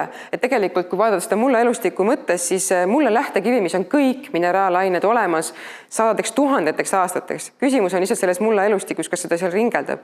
Noh, muidugi, kui kõrvuti panna naad ja porgand, on ju, siis on teada, et ja kes võidab, eks ju. Ja see on lihtsalt sellepärast, et see porgand on nagu selline nõrgem tüüp, on ju, et ongi selline abras olend, on ju. Mida? Mis meil lahendus on? No siis küsimus ongi, et on vaja see naat sealt välistada, on ju, tal on vaja sealt see põhjus ära võtta, miks ta seal on ja muidugi lihtsalt nagu ka a la katta kinni, et ta ei saa seal kasvada, kasvab siis teises kohas, on ju. Mina olen ka vaarikatega multsinud. Ma ei tea, kas see on nagu parem lahendus või ei ole. Ei, multsimine on muidugi. Nad tuleb läbi ikka osaliselt, aga mitte niimoodi metsikud. Ma iga-aastaselt nüüd panen ja paistab, et nad on nagu metsikud vaarikad lähevad järjest nagu tugevamad. No jah, et sa toidad. Ei, ma siin ise oma lehtpuude. Lehemults. Lehtpuude hakke. Just, et nagu kodusest või enda metsal korraldud selles mõttes. Mina olen saedateks saedatrugu. Ja vaarikad on üsna vaprad, nemad saavad sellega hakkama. Vaarikad on ju metsataimed, on ju, nad mingis mõttes sellised häiringujärgsed taimed metsades, eks ju, või lagendikes, kus piisavalt valgust on. Aga see põhimõte on jah pigem see, et pane siis juurde toitu. Aga kas 3 slaidi pärast tuleb sinne slaid ka, mis ütleb, et kes kellega hästi kokku käib, et vaarikat ja porgandit ma ei pane kokku, aga porgandi ja kellegi panen kokku. Kas selline slaid tuleb ka, mis annab head nõu, kes kokku käivad? Ma selles loengus ei räägi seda sellepärast, et minu meelest see on nagu mingi selline ilge portsjon ja asju ja samas ma pean seda mingis mõttes ka nagu selliseks peenhäälestuseks, et see on jällegi see viis, kuidas inimene oma mõtet nagu keskendume sellele, siin on hästi palju teaduslikku infot ja siis ma saan katsetada seda, on ju. Aga lihtne on see, et ma ei tea, vaata lihtsalt ise, mis nagu läheb, on ju, ja mingid asjad toimivad ja mingid asjad ei toimi ja tegelikult mingisugused kooslused, mida on öeldud, et hullult hästi sobivad, on hakatud uurima ja selgub, et no ei saa nagu aru, et see tegelikult nii oleks, et osad on ka sellised nagu müüdid või sellised kinnistunud nagu see tagetes, on ju, et tegelikult on vist leitud, et ainult mingi üks tagetese liik on see, mis on täpselt sellise mõjuga ja siis osad tagetised võivad hoopis kedagi häirida ja et kõik need asjad ei ole nii siuksed, meil on see seltsilistaimede raamat ja siis sa loed seda ühte ja teistpidi ja sa ei saa aru nagu, et kui ma nüüd see on, et mis ma sinna kõrvale panen, et asutades ma olen nagu natuke selle kõrvale jätnud ja lihtsalt keskendun, et kui mulla elustikus on asjad hästi, siis kasvab kõik ja võib-olla see viljavahetus ei ole üldse nii teema ja nii edasi, et vaadake seda Charles Dowdingut. Temal on minu meelest väga sellised toredad käsitlused, tema on niisugune inglis. Jaa, mingil määral küll, sellepärast, et ma vaatangi seda, kuidas see muutus seal siis on, sest et see ei juhtu nagu nii ruttu, et kui ma ei taha, ma ei tea, et see naat seal igal pool on, siis ma mingis kohas üritan teda kontrolli all hoida ja loogika on ka selles, et kui ta ei saa fotosünteesida, siis ta ei saa elada. Ja selle loogika järgi Roundup tapabki kõik ära, et ta võtab selle läheb kõik kollaseks ja surevad ära, nad ei saa enam elada. Et mina ikkagi midagi rohin, aga ütleme nii, et kes üks käis mu sõbra ja küsis, et kas permakultuuri peavadki nii umbrohused olema. ja see on ütleme nii, et oleneb, mis koht sellest aiast, eks ju, et köögivilja väga paksu umbrohu sees ei saa kasvatada. Ja selle koha peal tulebki siis näiteks seda mulda toita teisel moel, kompostiga, see Charles Dowdingu näide on hästi hea, et tal ei ole seal peaaegu ühtegi umbrohtu ja tal pole nendel umbrohtudel seal ka eriti midagi teha. Aga kui mina alustan sellest nirust maast, mis mul seal on, siis mul seal alguses need lihtsalt on ja kui minu moto ei ole see, et kaeva iga aasta läbi ja pritsi mürgiga, siis ma pean vaatama, kuidas ma sellest edasi saan. Võib-olla võtab veits kauem aega või ma pean lihtsalt targemaks saama. Dowding tegelikult ütleb, et iga 2 nädala tagant tuleks rohida üks kõige väiksemat taimega, et ei jõuaks suureks kasvada.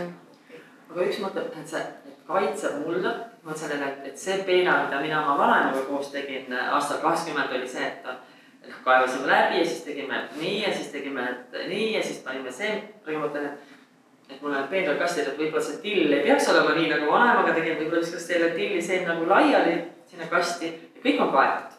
Ma küll ei tea, ma praegu ei ole ühtegi head mõtet, miks tookord, tänaseni tõmban neid maad ja siis panen seened sisse.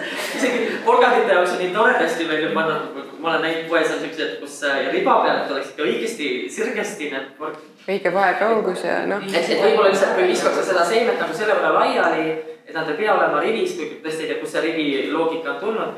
Siis sa näed valesid taimi ära võttes. Ja kõppraga vahelt. Võiks ju olla ikkagi niimoodi nagu peedi aas või porgandi aas. Ja selle kohta on tegelikult siukseid nagu katsetusi ja soovitusi, et kuidas mingit ala 7 liiki koos kasvatada ja mis sa õigel ajal ära nopid, et teisele ruumi jääks ja nende juured ei oleks konkurentsis. Et neid katsetusi on küll ja ma arvan, ise peabki nagu proovima, et tilliga, tõesti, seda sa ei pea nagu ridades ilmselt pidama, aga või ei tea, võib-olla porgandiga, Charles Dowdingul on ka porgandid rivides näiteks, on ju. Osaliselt on ka see, et sul on lihtsam koristada ja sul on, eriti kui sul on näiteks müügiks kasvatada, ja sul on nagu, aga kui sul on mingi oma väike asi, sa võid igat moodi ju panna, et see on... Vähe tegelikult kommentada, mis mul tuli praegu meelde, et mida ma kodus teinud on tomat ja redisoni. Redis ma praegu, nad on nii suureks juba läinud, et tomat ei näe välja, aga tõesti, et täna saan ära koristada. Et ma saan kindlasti raamat ütleb, pane tomat ja redis kokku, aga selle mõttega, et kaitsen mulda ja hoian peenad kinni ja väga hästi. Redis võtan üles, nüüd saab tomat minna. Ja see loogika on ajaline selline... Loogika on sees. Mul on tegelikult üks loeng, kus on see teema natuke käsitletud, see on Tartu Emajõe kogukonna aia jaoks. Ma tegin 2 loengut, need on seal YouTube'is olemas, et kus on need seltsilistaimede teema ikkagi veits käsitletud, et võib-olla siis sealt saab vaadata. Nii, aga vaatame, ma pean nüüd teile kiiresti rääkima sellest, et mis me täna teeme, sest et muidu me ei jõua seda teha, on ju. Aga see koosluse järgnemise rääkisime ära ja umbes selle rääkisime ka ära, et kes kuskil tahab kasvada. Et see info oli juba sisuliselt olemas ja siis ongi see fookus sellele, et sa mõtled, et mis taim see on, kus ta pärit on ja siis ma hakkan mõtlema, mida ta tahab saada. Aga ma näitan talle ikkagi paar mulla pilti, sest see on see, mida ma nii teinud, et mul käisid koolilapsed seal ja siis ma vaatasin mikroskoobiga mulda, et see on ühest kompostist, kus siis on kõik need väiksed pallikesed on bakterid. Ja siis näiteks see on mingi amööbilaadne või ütleme selle grupi esindaja, kes sööb baktereid. Ja siin käis hästi vilgas elu, aga võib seda öelda, et see matokaardi kompost on bakteride domineeritud, et hästi vähe on siin seeni kuskil näha, et seened, see ei ole veel seen, see on üks nematood, kes sööb baktereid, et tal on selline pikk saba ja seal on kõik paksult bakterid tal kõht täis, on ju. Ja siis see on üks väike niisugune mulla agregaat ehk siis nagu orgaanika osakene, mis on kokku kleebitud bakterite seente poolt ja siis ta ei pea sinna vahele kinni ja siis ta hullult rabeles, ma kohe näitan seda videot ka. Ja näiteks siin on üks seen, see tume seal, see liigub, see on üks kasulik seen, see ikka tume tähendab, et ta on seda süsinikku sinna omale korjanud juba. Ja siin on üks heledam seen, mille kohta võib mõelda, et ei tea, kas ta on kasulik või kahjulik, et ta on niisugune nii ja naa, aga point on selles, et kui on rohkem häid kui halbu, siis head võidavad. Niisugune lihtne. Et seal võivad olla haiguse tekitajaid mullas, alati on, aga kui head on ülekaalus, siis nemad võidavad. Ja vaatame, siin on väike jupikene sellest, kuidas see nagu välja näeb, kui seal keegi liigub, vaatame, kas läheb tööle.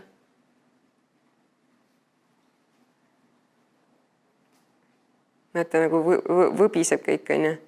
Need on need bakterid seal elavad niimoodi oma elu. Ja siis, võtame järgmise slaidi, kuidas ma seda saan. Ja siin on sellest samast nematoodist ka üks väike pilt, et kui ma seda esimest korda nägin, siis tundus natuke, isegi mul laps ütles, et issand, et nii hirmus. Et seal on igasuguseid üllatavaid olendeid, et näetegi, et oligi siia nagu kinni ja üritasin ennast sealt välja. Seal on 15 mikromeetrit seal 2 klaasi vahel, kui ma seda mikroskoobiga vaatan, et selle sees ta siis seal toimetuses on 400-kordne suurendus, nii et ta on tegelikult väga väike. Need bakteripallikesed, kes siin vahepeal näha, need on umbes 1 mikromeeter suured, et siis tema on siin, ma ei tea, 5 mikromeetrit lai või midagi sellist, et neid nii hästi ei näe. Aga nemad on need, kes siis söövad bakterid ära ja kakavad välja ja siis see on see, mida taimed tahavad saada. Ja. Aga vaatame edasi siis, paneme selle pausile. Et jah, siis me nägimegi kedagi kuskilt siit, ja see nematavad. Ja kompostimise põhimõte on ainult selles, et mulle elustikku tekitada ja see matokordi komposti põhimõte on sellest, et seal on hästi palju kontsentreeritud elu ja siis ma panen selle juurde, et eesmärk ei ole anda toitaineid kompostiga tegelikult, vaid seda mulla elustikku eelkõige. Lihtsalt mõelda nagu ispidi ja see komposteerimise teema, no sisuliselt me lähme praegu nüüd tegema peenras komposti on ju, aeglasel meetodil. Aga ma praegu sellesse kõigesse ei saa süveneda, vaid ma näitan, see on see, kuidas sellest on saanud siis praeguseks maikuu pildiga see, praegult juba veel lopsakam veidikene ja selline ülevalt vaade ka, aga ja väikese meie talukoht on seal niisugune metsaservas ja siin on mul üks katsetus niisuguse, kuidas põllu sees, mis siin siis kasvab ja siin on niisugune hiiering. Aga täna siis vaatame seda toidusalu korraks seal üle, et kas ta siis on, kus ta oma suksessioonis on, kas ta liigub metsa poole või teisele poole, mis taimed meile räägivad. Kas me kuskilt peame natuke midagi järgi aitama, natukene sirpi kasutama, see lõikajapill, et lõikad ja jätad sinna samma maha kompostiks. See sirbi ja see on see, mida ma teen näiteks Naadiga oma toidusalus, et ta kasvab mingi maan, siis ma vaatan, okei, nüüd hakkab vist juba mõnele liiga kangeks minema, siis ma lõikan ta sinna maha lihtsalt. Ja siis ongi see, mis toidusaluga võib juhtuda, et sa võid valida nagu erinevaid toidusalu viis, et meil tegelikult on mitte rääkida, et see kõik ei ole meil toidusalu ilmtingimata, vaid see on niisugune väike kupikene midagi sinna poole. Ja alati peab nagu muutma, kui midagi ei ole nii, nagu sa tahad, et loodus ka kõik kogu aeg muutub. Ja see ürdispiraal, mis me siis täna ette võtame, et miks see üldse oluline või miks ta üldse toimib, on see, et see on selline teomuster, see on mingi muster, mis ma loodusest võtan ja sellise kasvatamise mõttes ta loob erinevat mikrokliimat, et seal lõunapoolses küljes on kõige soojem, on ju, põhjapool küljes natuke varjulisem, jahedam, siis ta läheb veel kõrgusesse, ta tekitab sellise sinna tippu siukse veel kuivema koha, ja mõned ürdid tahavad just seda. Ja siis need kivid on omakorda elupaigaks, on ja keegi saab seal, sisalikud saavad sinna sisse kolida ja keegi teised on ja siis ta lihtsalt on nagu ka selline ilus asi, mis aeda teha ja eesmärk on siis panna sinna lähedale, kus sul neid ürte vaja on. Ja siin on siis see inspiratsioon ja meil on isegi vist natuke suuremad tükid, aga et niimoodi vaikselt hakata seda ehitama, et keskelt on ta kõrgem ja siis servastest madalam, et siit on nagu lõuna poolt vaade tõenäoliselt, et midagi sellist. Ja mis taimed me siis kuhu paneme, et te tõite päris palju erinevaid taimi täna, et siis saame vaadata, et üldiselt mündid ja peteselid ja laugud on sellised, mis tahavad rohkem varju saada või see põhja poole panna, siis sinna vahepeale, laugud on üldiselt leplikud, aga võib-olla monarda või pune siuksele vahepealsetesse kohtadesse ja siis kuivematesse kohtadesse siis iisop ja tüümian ja lavendel, ja mida meil siis veel on, et siis saame siin need kohad ära täita. Ma võin küsida, et ükses kohas on nagu tunnetid hakkavad sipelgad ja olete kasvama, kuidas kasvama, tegutsema. Et see kivi kohe nagu kõlab mulle selliselt, et hea sipelgad õiguse kohta. Ma ei tea, minu ürdispiraalis ei ole igal pool sipelgad, ma ei tea. Jaa, aga mul ei ole küll paegivist, aga mul on tellistest. Aga nad ikkagi nagu on kusagil, aga kindlasti see ei muutu selleks sipelgametsaks, kus on nagu miljoneid pesasid seal koos on, et ma ei tea, samasti võib selles kohas, võib-olla seal kohas oli juba ennem sipelgapesa ja siis tegin mina sinna või ma ei tea, minu meelest nad ei hävita kõike ära, nagu looduses on ka ju sipelgad ja see ei ole niimoodi, et kõik on nagu paljas seal, kus sipelgad on, et kasvuhoones on sipelgad, võib-olla siis on raskem ja porgandipeenras nagu ka, aga seal kasvavad ju püsikud, et ma ei tea, ma ei ole seda seni ise nagu probleemiks pidanud. Ma korraks küsin sipelgad. Mul on ka sipelgad iga poole, ma ei ole niga mitte midagi teinud. Ma saan aru, et kui veel mõned taimed kasvad, siis nad võivadki jääda sinna, nad ka üks osa sellest. Ma olen aru saanud, et ma ei ole aru saanud, mis nendega tegema peaks. Nad on toimetanud kasvuhoones ikka, ma meeldib seal puhastama, saan aru, keegi ronib üle. Ma märkan neid erinevates peenades, tegema ma ei ole midagi hakkanud peatsa. Lohuta ennast sellega, et sipelgad söövad puuke. Puuki söövad. Aga ma just tahtsin küsida, et ma võtsin koerad puugi ära, kelle jaoks see puuki. No ju siis sipelgadele. Et Mida? Käid lastepeades, kellele need head on? No mis asja ma tegin, on ju puugi nagu ikka teed, on ju katki aga võib-olla nüüd ma hakkasin mõtlema, mis ma oleks peale sinna. Sipelgatele andma või? Nojah, eks meie teadmised kogu aeg kasvavad, et mida keegi teeb ja mida siis ise teha, et lihtne on nagu maha lüüa, aga ja hästi raske on nagu armastavalt suhtuda, jah. Jah, on jah. Aga ma saan aru, et niisugune loodushoidmise koobalt, et see selle sipelgale, et minul on ka väga viljakas sipelgate kasvatamise kohta, et see lihtsalt, et kui sa nendega mitte midagi ei tee, lõpuks on see väga tüütu, sa lõikub endas ka käima, et sipelgad nagu lihtsalt ronivad. Nagu kuklased sinna ronivad ja oma pesa teevad, siis võib-olla tõesti, aga need teistete pesad on ju maa all enamasti. Kuklased, mul on murelased, jah, just, aga selles mõttes maa all küll, aga nad teevad ikkagi ju elavad maa peal. Selles mõttes... Ma ei tea, ärme ette tõtta, et vaatame, kui tulevad, siis vaatame, mis teeme. See Roundupi müüks vist.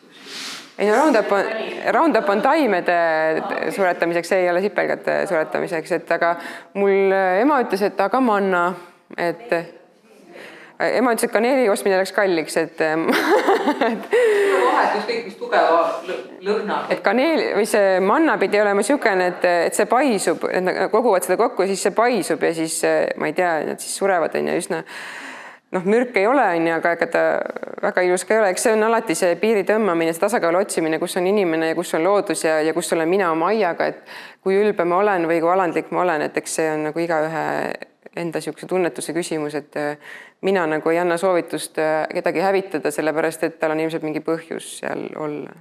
Et ma lihtsalt ei taha seda, et kui te ise tahate teha midagi, siis tehke, et see on teie oma suhe loodusega, on ju. Et ma arvan, igaühel on see nagu mingis mõttes isiklik.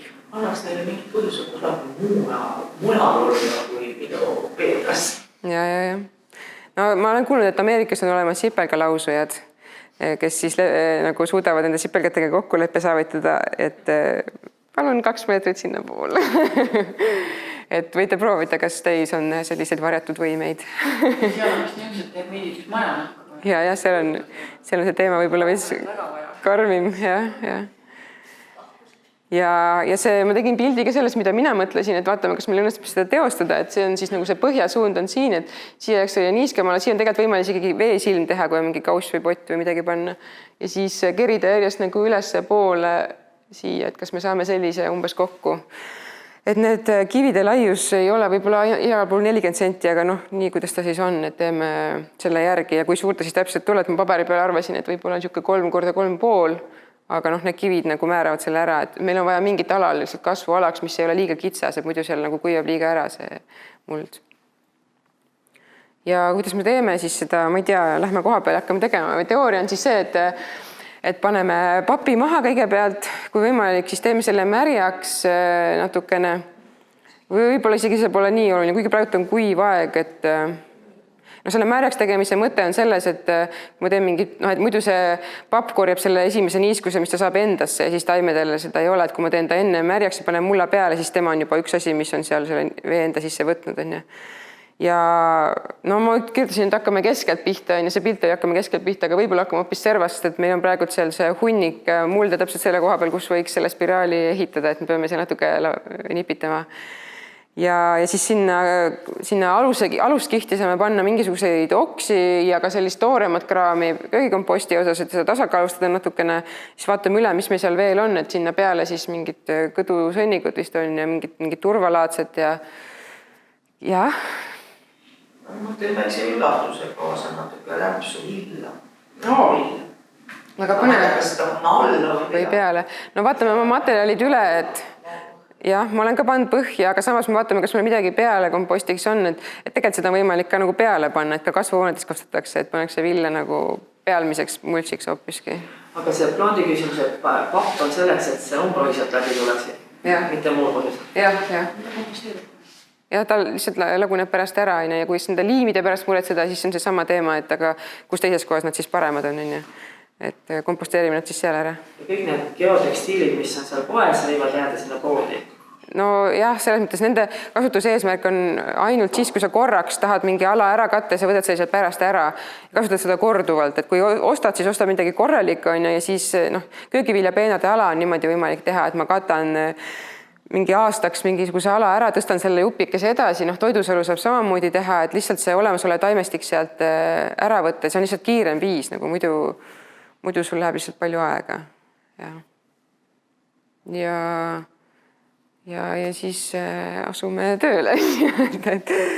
Ja siis hoidke endale siis alati seda silti varuks, kui naabritega läheb teemaks, et Keskkonnaamet on selle välja lasknud kõikide elurikkuse fännide toetuseks, et selle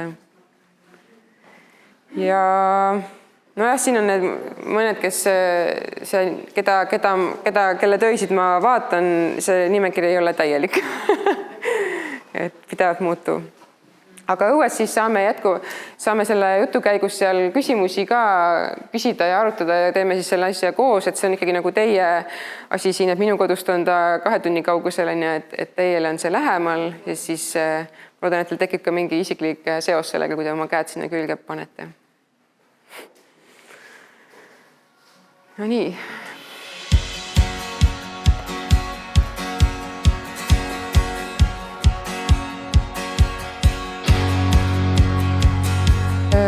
Toidusalu üks kasulikumaid tööriistasid on sirp ja sellega saab teha seda, et ma ei võta neid juuri sealt välja ja miks see juurte väljavõtmine on see, et ma teen mingi häiringu jälle, et ma tõmban sealt kõik selle sassi, siis seal läheb kuivemaks kõik see asi, sest et see struktuur kaob ära, onju.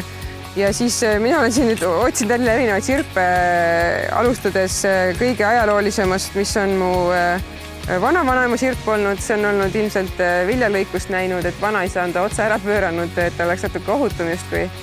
Siis selline magasiinisirp, see niisugust teravatega, see on see, mida on võimalik leida, võib-olla seal müüdakse erinevaid, aga niisugune praegu. Siis see on Jaapani püsikusirp, see on selliste sakiliste teradega, sellega on hästi lihtne tõmmata, et sa ei pea tegema sellist pööravat liigutust nagu nende vanaegsete sirpidega, et see on lihtsalt niisugune rebide nagu, aga noh, teisipidi ta on niisugune hästi terav, et pead vaatama, et sa omale liiga ei tee. Selle ma sain sealt Palusalu, nad kasutavad ka püsilillede lõikamiseks selliseid asju. Ja siis ma leidsin nüüd ühe oma kursuse käest, tema isa on sepp ja siis tema tegi nüüd ühe sepa, et see on Eestis tehtud niisugune uus sirp, mis on ka mõnus, niisugune väike käepärane. Ja siis on see Austrias tehtud pronksist sepp, mis on nagu siis vasest ja vase lisand, et see on selles mõttes hea, et see erinevad nendest ei roosteta kunagi ära. Tekib niisugune kiht lihtsalt siia peale ja ta on kahepoolsega, et ta on ka nagu võetud niisugune püsiku lõikamiseks või siis ka selleks tööks, mida siin teha, et niisugune väike ei ole nii pikk õudne asi, et saad lihtsalt panna korvi ja kaasa võtta, et noh, erinevad sirbid ja siis te saate proovida ja noh, kas me oleme otsustanud, et millise me võime siit ära võtta, et siin on siis taimi, mida me tahame jätta ja mida me ei taha jätta, võib-olla juurtega välja tõmmata, mõne või mitte, onju. Et sirbiga on, noh, võtad sellest asjast kinni, mis sa tahad ära võtta, saad nagu kontrollida, onju, et noh, näiteks siin on taim, mida ma tahan jätta, aga siin kõrval on võib-olla see vereurmarohi, mida ma ei taha, siis ma võin ta lihtsalt nagu valin selle oma kätte ja selle ära võtta ja noh, sisuliselt, kui siin ei ole seemneid, mis praegult veel paljuneksid, siis ma võin selle jätta siia alla kompostiks, ja noh, võib-olla selle kõrrelise võin välja tõmmata ja võin ka mitte välja tõmmata, et siin on näha veel eelmise aasta lehti meil all, et noh, vahest siin see juurestigi tegelikult nii nõrk, siis tõmmad ära, sa võid sellega jätta siia kompostiks, aga kui siin on seemned, siis tasub seda nagu kuskil mujal komposteerida puukompostiga, et siis need seemned ei paljune edasi, et noh, see on niisugune nagu valiku küsimus. No näiteks, kui ma praegult mõtlen, et on kuiv aeg ees, siis ma ei tõmmaks neid juuri välja, sest et see tekitab siis nagu sinna suuremaid probleeme, aga võib-olla mingi teisel hetkel võiksin ka võtta, et see on natuke niisugune suvaotsus, et seal ei ole nagu niisugust ühte ainsat reeglit, mis on õige, et ja noh, ka selle järgi, et mis taim see siis on, et kas ma tahan, et ta mul siin laieneb või näiteks naadiga, kui hakkad seda välja kakkuma, sa tõmmad terve peenda üles, et pigem sellega nagu vaikselt kogu aeg tõmban teda maha, ta kasvatab mul orgaanikat, ma võin ta siia nagu multsiks jätta, mingis mõttes teeb kasulikku tööd ja ma ei hakka liigselt nagu painama kõiki teisi taimi selle juurestiku väljakakkumisega. Võib-olla mõni teine, võib-olla selle võilille võin nagu kähku välja tõmmata, siin on niisugune kobeda muld ka, tuleb lihtsalt on ja mul on seda mõtet üldse teha, sest vahest on ju see, et mõtlen tõmban juurega välja, aga ta ei tule, et no tõmba, vaata, kes tuleb. Ei, no kui ma teen näiteks kuumkomposti, siis saan küll, siis need seemned käivivad. Neid ei tasub ennast jätta, et need... Ei, no need võid ka komposti panna koos nagu. Nojah, kui sa selle ära võtad, siis sa võid jätta sisuliselt selle siia alla ka piimanõgest. No seda ma olen... Jah, aga mina võtaks ta selle ära, sest et jällegi teisipidi ta hakkab kiiresti kevadel kasvama, ta on mesilastele kasulik, on ja ta võib seal mingi maani kasvada ja kui ta siin kõrval ei ole nii, mul ei ole kiviktaimla siin, on ja ta ei ole otseselt nagu nii hävitav nende teiste taimele, et ma lihtsalt praeguses etapis ongi juba hea näha, et võtan maha, ta on hea mulč mulle sellele ise kasvanud mulč, ma ei pea kuskilt tooma mingit haket ega mingit asja, et ta nagu selles mõttes on kasulik, et ta ei kõik elavad taimed teevad nagu head tööd, on ju. Et igaühel on mingi kasulik roll, et siis mõni on kõvem, on ju, siis sa pead saagima siin natukene, võib-olla neid ei tasub siia jätta, eks ju. Ja mis siin siis üldse on? No siis mõned ütlevad, et see pronkstööriistal on veel see ka, et ta annab seda vaseosakesi mulda natukene, et see on ka mingi mikroelement, mida võib vaja minna. Ja seal taga on veel mingi selline filosoofia, et miks harida mulda, et mulle harimisel tööriistadega, mis ise ka mullaga kokku puutes nagu hävivad, et äkki peaks seda tegema selliste tööriistadega, mis ei hävi, et see on selline nagu veits filosoofia pool juba on, aga sellise Schaubergeri filosoofia seal taga, mis ta töötas välja mingisugused pronksist adrad umbes ja mingid asjad, et see on justkui sõbralikum, et aga lihtsalt üldine küsimus on ka see, et kui sa saad omale hea kvaliteetse tööriista, et muuhulgas need on ka kvaliteetsed ja kestvad tööriistad. Ma võtsin mõned teised ka kaasa, et siis saate pärast vaadata, mõnda on täna vaja ja aga nüüd, kes siis julgeb võtta siis selle töö kätte, et võib siis seda valikut siin teha.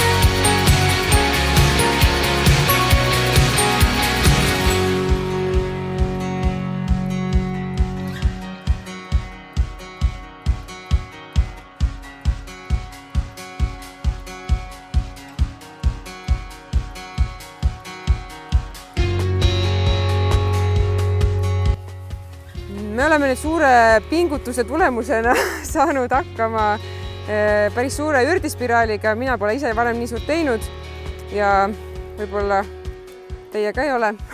See on paekivist siis tehtud, loodame, et peab vastu ka ilmale ja väiksele tallumisele ja nüüd me istutame siia järjest vastavalt kasvutingimuste eelistustele siis erinevaid taimi. Seal põhjaküljes on leeskputk, mis valisime selle koha, sellepärast talle meeldib niisugune rammus ja võib-olla natukene niiskem muld ja ta ise kasvab väga kõrgeks, et siis keegi tema taga ei satu varju. Et tema on kõige põhjapoolses osas. Siis kõrvale panime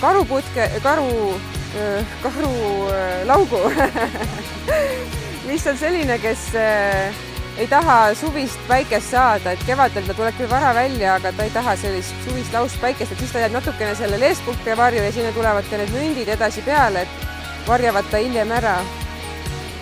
Siis tuleb siit edasi mündid. Mündid on ka sellised, kes nagu saavad poolvarjus paremini hakkama. Münt läheb sinna, siis tulevad juba mõned laugud, see on väga huvitav see, mis sul ongi see rindeline sibul, mis kasvatab sealt pealt uusi järjest. Ja siis lähme siis tõesti veel mõnede müntidega ja siis igale poole tuleb basiilikut, mida meil rohkem on.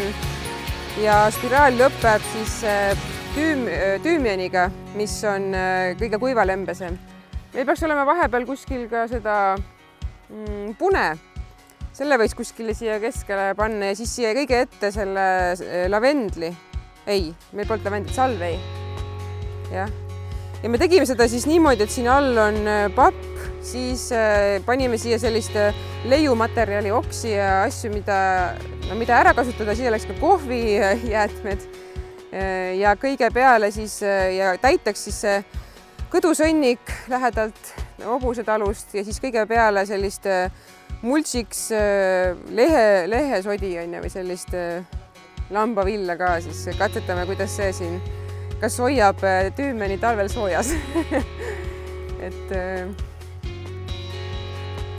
muu siis on see edasine looduse jõudude ja siis kohalike inimeste töö tulemus, et mis siis siia edasi saab ja kuidas see edeneb. Loodame pikka iga sellele ettevõtmisele ja see, et ta siin kasvaks ja ilusamaks läheks. Ja veel on siin huvitavaid taimi, mille me alles kodu leiame, nii et aitäh kõigile, kes jõudu tulid tegema. See on niisugune jõusaali töö meil täna.